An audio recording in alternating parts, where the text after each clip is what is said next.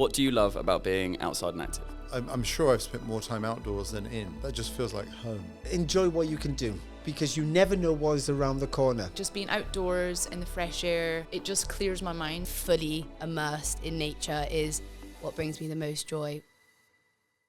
This week we are treated to a Paralympic gold medalist as I welcome on Richard Whitehead MBE, who I chatted to at the National Running Show. Now, born and raised in Nottingham in the UK, with a double through knee congenital amputation, Richard developed a passion for sport at an early age and won his first world title at the World Championships in New Zealand, a title that was quickly followed by European and Paralympic gold in 2012, of course, at London. And in 2013, he embarked on a charity expedition which saw him run 40 marathons in 40 days. And in doing so, he became the first double-leg amputee to run the length of the country. Now, I've skimmed through some amazing achievements there. And alongside all of these achievements, he's recently launched the Richard Whitehead Foundation, which aims to inspire and tackle the barriers faced by people with disabilities in accessing sport and being engaged in their community. And this is a foundation that he supports through his running and that we talk about in this episode. And we also talk about some of the upcoming challenges and aims he has for running in 2024. Now, Richard is a massive marathon man, a marathon head. It is like an expert distance for him. But what is he going to be aiming to achieve in 2024? Listen to this episode and find out. Oh, yeah, and also he was made an MBE in 2013. If that wasn't all enough. Now, I'm looking forward to this conversation. Richard was a fantastic person to have on the podcast. And also fantastic to have on the podcast is ZenB as a sponsor. They were sponsoring last week's episode. They're back again this week. I'll talk a little bit about them later in the episode. But for now, let's head straight into this conversation with Paralympic gold medalist Richard Whitehead MBE. Hello. Hi, you alright? We're in a quiet room just off of a busy show floor at the National Well, it's Running really Show. busy, isn't it? Yeah, I know. Rammed, and you're speaking later. Yeah, I'm looking forward to that. Yeah, really looking forward to it. Obviously, Susie and Ewan know them very well. It's great to have that opportunity to reconnect with the running community, but also kind of showcase where I'm at the moment for 2024 and how things have massively changed in the last 18 months. Yeah, we're going to catch up about that, but first we have a tradition where we offer you a piece of advice that someone who's been a guest before leaves, and this piece of advice comes from Adriana Damey, who's been on the podcast just before you, and she's been speaking as well at the show, and it's very simple, and it's to embrace change, because change can be a scary thing, and it might be something that you don't know is coming, it might be positive. Yeah, it's important for sure. Taking it into your stride, yeah. Yeah, so I think everybody has obstacles and challenges within life, and they naturally create change. And I think for me, it's more about understanding that that can happen and being dynamic enough to understand when that happens, be ready for it. And the other question I asked to everyone: what do you love about being outside and active? Yeah, that's a great It's question. usually people's reaction. It's a great question. It's obviously quite an open question as well. I think for me, it's the opportunity it gives you. And that's the difference between running in the outside and running on a treadmill in a gym or at home. I've got a treadmill at home, which I use when I physically cannot run on the road. It's too icy. But I like going out and training in all weathers. And it connects you with the outside, for sure. And I'm sure a lot of people say that. But I think for me, it's about understanding it's an opportunity to shine, and it gives you a great platform. For me, it's connection with the community, but also an opportunity to be the best form of myself. That's a common thought of people running on treadmills. It's just not the same. It's good for people coming back with recovery and things like that, but in terms of actually getting outdoors, like I said, sometimes you can't. But and also mental health wise, I feel that when we talk about physical and mental health is as important, if not more important, than physical health. And if you're out in your local country park or just out on the road, you get a lot more benefits from being out there. And I know it's really tough for those that are just starting their journey, but it's about playing the long game. And we've all been in that position, whether you're myself or Mo Farah or Ailish, we've all been in that position where the starting blocks of running are always the hardest.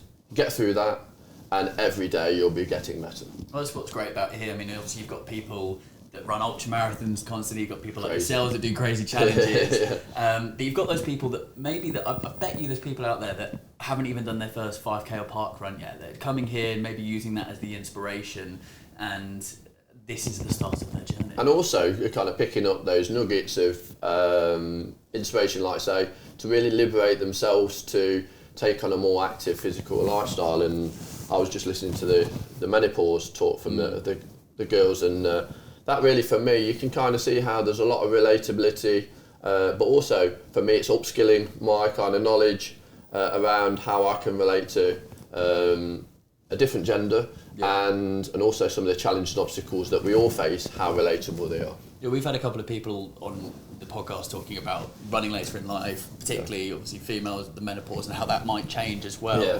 And the perceptions towards, a lot of people say, I can't, I'm 56. I can't run. I can't run. I My hear mum that says a lot. that all the time. I hear that It's a lot. too late now. But it's not. I mean, Never obviously too the late. way that you do run changes. I mean, have you noticed over your running career of how preparation and recovery has changed over that period, maybe? For sure, I started my running journey in my kind of late 20s. Started with the marathons, then went to track, then I've come back to road. And recovery is a massive part of anybody's lifestyle, never mind running. And it's about understanding how important that is. And recovery comes in lots of different forms, whether that's sleep, whether that's nutrition, whether that's lifestyle, whether that's specific things like cold water, etc. Yeah. And for me, it's about kind of understanding your body, what works for your body. So through the experiences that I've had as an elite athlete, utilising those, and then building that platform to be better with the support of recovery. And recovery is key. I do talk to a lot of young people around kind of really paying it forward regarding recovery. Foam rolling, red light therapy maybe, cold water, and loads of different things, Theraguns and things like that. And I think for me it's about understanding what works for you. Don't just rely on what you see on social media. Okay. Don't rely on what other people preach. Understand that everybody's body is different. Everybody's body. I've obviously got a disability, and a person that's a double leg amputee that may be in a different environment is completely different than myself. And that's what I take it, that you take yourself as a person, and then just kind of through experiences, through maybe the challenges that you have that kind of rounded approach for success, and also have those gold medal moments yourself. Every day, kind of go, today I'm going to be better than tomorrow through recovery. I love that thought, and I absolutely want to touch on a successful 2012 for you, the Paralympics, but I want to talk about maybe the 2 weeks before, kind of leading up to that. I mean, how long before the actual event do you know? Because I've spoken to some Winter Olympians that say they don't know until like 2 or 3 weeks before. I mean, you have an idea, I suppose, in terms of timing. And it just depends on the selection criteria. So, for instance, if you're previous gold or silver medalist, you'll get an automatic selection for the next games, Paralympics wise. So as long as you show form, so you'd know probably at least a year in advance. There is selection criteria. There is rubber stamping on your place. You will have a window where you'll know you're actually going. But really, until you get that letter to say, congratulations, you've been selected as part of Paralympics or Olympics GB. And then that's where the kind of the acceleration of being part of the team and the successful team starts.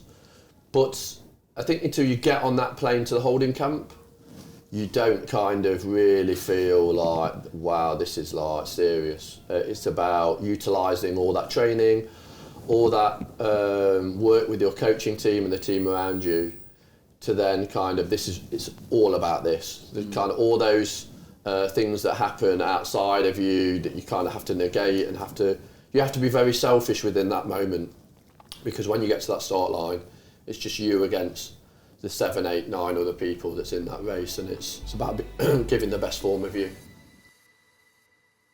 Just jumping into this conversation to tell you about the sponsor of this week's episode, Zen B, because they want you to get ready to rethink plants. Their pasta, noodles, sauces, and snacks are made with whole vegetables, meaning they're not just a treat for your taste buds, they're also naturally gluten-free and higher in protein, fibre, and minerals. Take their pasta, for instance. A single serving packs a staggering 17 grams of protein. And with ZenB, you can savor every bite, knowing that you're fueling your body with goodness. To find out more about ZenB, all of their products and what they're all about, then head over to zenb.co.uk. There's a link in the podcast notes, and sign up to enjoy 20% off your first order with code ACTIVE25. For the correct spelling and all the information, head to the podcast notes. Some perfect post-podcast protein pasta there for you. Too many P's. So check it out after the episode. But for now, let's get straight back into the conversation with Richard.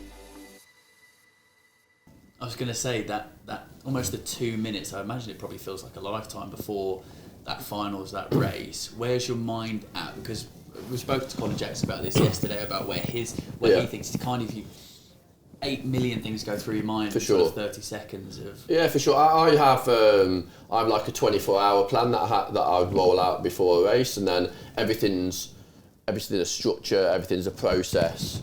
Focus is really important within that process as well, making sure that you're very metronomic with your approach. And when you get to the start line, it's just literally, your training is showing your best form of you in that race. So you go, well, I've trained better than anybody else, I feel stronger than everybody else, and I'm just going to show it. And within that last 24 hours before my race, everything's kind of planned out. And even down to the conversations I have with my coach, my mindset in first call, in final call, when I go on the track, I kind of know that, so that there's no real surprises. But then also being dynamic enough to say, well, what happens if one of my screws breaks in my prosthetics, or what happens if this happens? I need to have a spare, or I need to have a contingency plan just in case it doesn't go to plan. And then training for kind of if it's hot, if it's windy, if it's like for 200 meters, there's so many kind of environmental things that can, if you've got a cold, if you've got a bit of a stomach ache, you just little things like that. But also knowing you get onto the start line, gun goes, bang, that's it. 200 meters, and then you just deliver it, best form of yourself. You win, or you do your time, and that's it. For me, in London 2012, 80,000 people on the 1st of September saw my race. Like millions of people have commented on my race and have seen it, and for me it's a real out-of-body experience. I remember like the day itself, getting to the start line, going down into the blocks. Every athlete will say to themselves before they clear their mind, don't mess this up, for sure.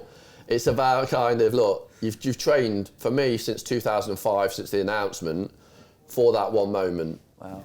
So yeah, so 7 years of real hard kind of graft, and then knowing that that's going to showcase what I do from that point, and then delivering the best form of myself. The first 50 metres, obviously the crowd that hadn't seen me before were like, oh, this guy's meant to win this race, and I'm like in 8th. And then obviously as you come round the bend, as you'll see on the YouTube video, that I just start picking people off, and then you hear like a jet engine kind of sound kind of pulling me into the home straight, and then obviously finish off my race with the guns in the air celebrating. Of course. Yes, and Ready for the cameras. And those moments for me have never been kind of practiced or contrived. It's kind of that's emotion. It's about kind of a real celebration of kind of triumph, and proud moment for my family for sure. All my family was in the stadium. From a coaching team, Keith Antoine, who's coached Catherine Mary, and among others, to be able to do that with him, and then to back it up in Rio, really proud moments. But it also shows that whatever age you are, you can achieve within sport. And I was in my 30s when I won my first Paralympic gold medal, and at the time, the performance director Peter Eriksson dismissed my ability to do that, and we kind of put a plan together to show him that it was definitely possible. It's a bit of a revenge plan in that. Revenge is a strong word, but it's a bit of a two fingers up approach. Yeah. Well, when I finished, I kind of did my lap of honour, and I saw my coach, gave him a hug, and Peter was actually next to him, was clapping. like he does. And I said to him, never doubt me. If you speak to Peter, ask him, never doubt me, I said. And he was like, I never did. And I was like, Peter, you doubted me from day one. He said, I only did it because I know you'd do this. And I'm like, right, well, yeah, good one. Is there, because you see with a lot of people that build up to marathons or events, that afterwards there's that kind of that post-event drop. Yeah. Does that happen as well? Or do you ride sort of away for a little, because I imagine it's just hectic. Yeah, for sure, like commercially and socially, as well as the real buzz around the events can be a whirlwind, and especially if you're not used to being thrown into those areas. For me, it was a case of I'd worked before, I'd worked in teaching, I'd got that kind of grounding, got a coaching team that had already had that kind of success in the Olympics. He was kind of going, well, this is going to happen. We still need to do this, but my agent kind of said, well, we're going to have these opportunities, but still have that focus on the next 4 years. So we always had a plan in place, but I wanted to enjoy it as well, because up until that point of crossing the finish line, you've got a lot of pressure, you've got a lot of responsibility. You put that GB tracksuit on, you feel like you're not only running for yourself and your family and your team, but also the country. To be able to deliver that, I think it's really important to evaluate that performance, enjoy it, then to come back and say, well, what next? Because there is massive highs and lows of sport. And I know from speaking to a lot of Paralympic, Olympic athletes that have become successful, have really struggled with the negative effects of success. And that's how do you repeat a performance where you're literally a lifetime goal of kind of running in front of 80,000 people, winning, and how do you then replicate that in your own personal life when those kind of people aren't there and you've not got that platform? Yeah. I think for me it's always been the work that I do with my charity, the Richard Whitehead Foundation, but also other charities that I work for, the ability to work with young people and support them in their aspirations for the future, and also understanding that we all need to be thankful for the circumstances we've got, and whether you've got a disability or not, there's always somebody worse off than yourself. And yeah, I'm really thankful for my parents that they saw the power of sport as a real positive for me at an early age. And yes, I only got into sprinting, marathon running later on in my life, but yeah, I don't regret not being in it earlier. I think because I came into running later in my life, I think I've got a lot of experience, life skills, but also the ability to have longevity in my career. Yeah, the Richard Whitehead Foundation, you're working towards breaking down the barriers for disability sport. For sure. I've, in a previous role at university, did some stuff around trying to support disability sport at university, and know that it's a very difficult thing, and For sure. It can stop people from being active. And we spoke earlier about the benefits of being physically active. So what are you really trying to do there, and how is the progression kind of going? How are you looking to make change and support people's lives? Yeah, so 10, 12 years ago when I won in London, there was a real opportunity to have a charity at that point, but felt like I wanted to enrich my knowledge, my experiences in lots of different minority groups. So I worked extensively with humanitarian charities in places like Syria, Jordan, Turkey, in the States, as well as homeless charities, LGBTQ plus charities, BME charities, so a range of minority groups to really upskill my knowledge of some of those barriers and obstacles that minority groups have, but also understand that within the disability sector, we have individuals that are from an intersectionality point of view, so you might be a female that's a wheelchair user that's also from the BME community. So you've got those barriers that you have to overcome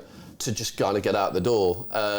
So I wanted to have more knowledge and experience and know that I'm not just representing Richard Whitehead, who's white male with no legs. I wanted to know that the Richard Whitehead Foundation is going to support not only the disability community, but also support the community around them for that sustainable model. So we work, the Richard Whitehead Foundation work with individuals around employment, so employers to be more socially responsible, to employ people with disabilities in employment through the power of sport. education, going into schools and talking about the importance of diversity, but also celebrating differences and getting young people to understand that everybody is different. And then participation, so getting more people from behind the barriers to on the road, running. I'm not just talking about running as a sport, but any sport, whether it's swimming, cycling, running, CrossFit, whatever. And we do that through, at the moment, through a buddy system called the Supported Guide Programme. And we match people from either the able-bodied community or disability community with disabled people that are starting their journey in major events. So we've got places available for those that want to run London Marathon as a support runner, as well as Great North Run, Great South Run, all the run series. And also we're working with other partners to be more diverse, because I think it's all right when we talk about, oh, we're inclusive or we've got an inclusive environment, but that might be from the eyes of an able-bodied person. If you've got lived experience as a person with a disability, then you really understand what diversity is. It's going a little bit deeper than just going, actually, we've got places for people with disabilities. You need to know some of the blockers and the barriers for people with disabilities, like communication, like maybe some of your application forms, why are they not more accessible for people with a visually impaired community, etc., etc. So we're working hard and tirelessly to work with organisations to be more inclusive. And then the brands and organisations that I'm personally supported by, also I'm working as EDI officers for those as well, which is really good. It's good, and then they're engaging with that, obviously. For sure, like Nissan, who I've worked for since 2013, myself and Adele Roberts are EDI ambassadors, and it's really empowering to see the social model that they've got and how it's making that internal change to then holistically kind of really showcasing what a brand should be doing for the disability community, working with people like Motability, etc. Yeah, and just quickly, you touched on London Marathon. I mean, marathon distance for you is kind of second nature now. You've done so many of them. Is it over 77? Just more than that now? Yeah, it's more. Yeah, so I've done plenty. So Tokyo is my next marathon. That's 79. Wow. Yeah, 80 will be London. You got Tokyo in from recording this end of January, 4 or 5 weeks. Yeah, that's right. Yeah, and then London, Boston. So Boston, London, then Chicago. Big year this year. I've set myself a challenge. So 2009, 2010, I set my personal best of 2:42 in Chicago. Wow. At that point, I became fastest amputee ever to run on prosthetics. So single leg, double leg, below knee, above knee. So I've called my 2024 project 235, Project 235. So between now and Chicago, I'm trying to run 2 hours 35 minutes. Oh wow, that's shaving a good bit off. Yeah, so I've got performance indicators. So I'm looking for 250 in Tokyo. So when you talk to marathon runners, it's all about numbers. Yeah. So 250 in Tokyo, then try and break 242 in London, and then all about kind of Chicago at the end of the year. Which you know you can do speed there because you've done it before. Yeah, so it's I know the course. Yeah. I'm going to have pacers with me to kind of support that. I feel fitter and healthier than literally I've ever been, even though I'm in my mid-40s, well, late 40s, mid-40s. Yeah, mid-40s works like. And I still enjoy it. I enjoy my long runs more than I've ever done that, and that was the thing that I hated initially. Amazing. Yeah, and actually I kind of go out on the road and go, right, I'm working towards something, I'm focused towards something.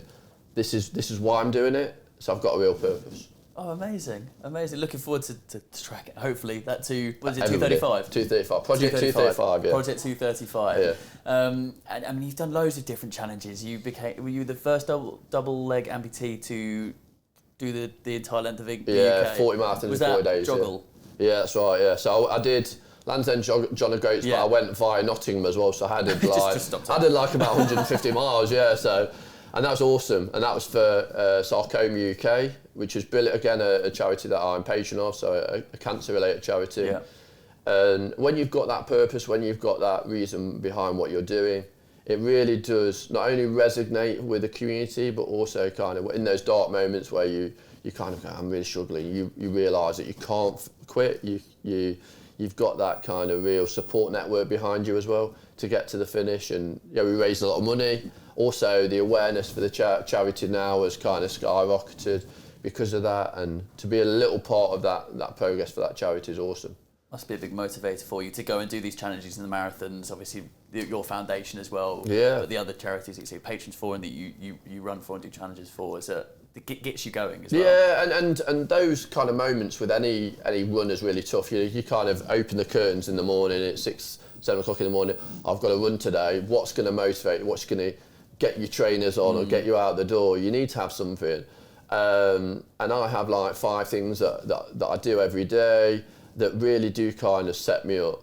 And I think it's really important to have kind of your own aspirations and goals. And one thing I would say for those that are watching, that kind of write those down and put them either beside your bed or on a fridge door. So tangible then, isn't it? Yeah. And it then holds you to account. And they don't have to be big things either. So one of mine is to make my bed, and within that process, understand what I'm going to do today. So it might be making my bed thinking, right, today I'm going to do a good run, or making my bed and going, oh, I'm going to this school today and I'm talking to these pupils about sustainability or inclusion. And that for me really sets up my day. So to have those goals every day, and then when you're brushing your teeth at the end of the day, kind of just evaluate and say, actually, I've had a really good day. Tomorrow's a new day, let's kind of kick on. And it's not like massive things, it's not run a marathon or whatever. No, it needs to be tangible for sure. You can tick lots of things off, Yeah. and it's a good positive indicator. And I've got like even things like, so I'm a massive believer in kind of upskilling yourself, and knowledge is power. So just to read every day, and it can be a page, it could be a chapter, and it could be anything. And I like to listen to people that maybe I don't know that subject very well, or I've never kind of come across that kind of information before. So I like to kind of diversify my approach, and I do that through reading. So I do that every day, and then as part of that, kind of actually go, what are those nuggets, and how is it related to me, and how is that going to support my mission and my statement moving forwards? And as a person with a disability that runs, I don't want that to define me, but hopefully people see my disability as something that, a challenge or an obstacle that I've got over to become successful. Yep. But because I've got these kind of 5 things in the morning, they give me the kind of opportunity to kind of push on. Richard, I'm so grateful for your time. I offered you a piece of advice at the beginning, so now is your opportunity to leave a piece of advice that I can pass forward onto a guest coming on soon. So we hear a lot of advice from inspirational people, people that have a lot of experience within the running motivational community. I think the general members of the public want things that are really simple, and for me, I want runners to smile more. And when you get up in the morning, be thankful, smile, and then when you go out, kind of go, actually, right, I'm going to start my run with a big smile on my face, smash your run, and then when you get in, I know you might be a bit tired, like today I've got 16 miles to do when I get home, but I'll smile at the end and go, actually, that was a good job today. So it's smiling more. Smile more. I look forward to passing that along. Thank you so much. For sure, anytime. And that brings us to the end of this week's episode. Thank you very much for listening. Thank you to Zenby for being the sponsor. And of course, thank you to Richard Whitehead MBE for sitting down at the National Running Show and chatting to me about the foundation, his running, and best of luck to the time that he wants to run this year. Tokyo's coming up very soon, so we look forward to following along his progress. Just a quick favour before you leave. It makes a massive difference when you share this podcast and this episode. The podcast as a whole, it makes a massive difference. So if you could take literally 5 seconds to share it with someone who you think would enjoy it just as much as you, then please do. And also leave a review, a like, a comment, subscribe if you're watching on YouTube. Again, it really does have a massive, massive impact. So I thank you ahead of time. I'll be back next week with another running themed episode and another running themed guest. Very much looking forward to the next one. But for now, I've been Dominic Brown. Enjoy the outdoors.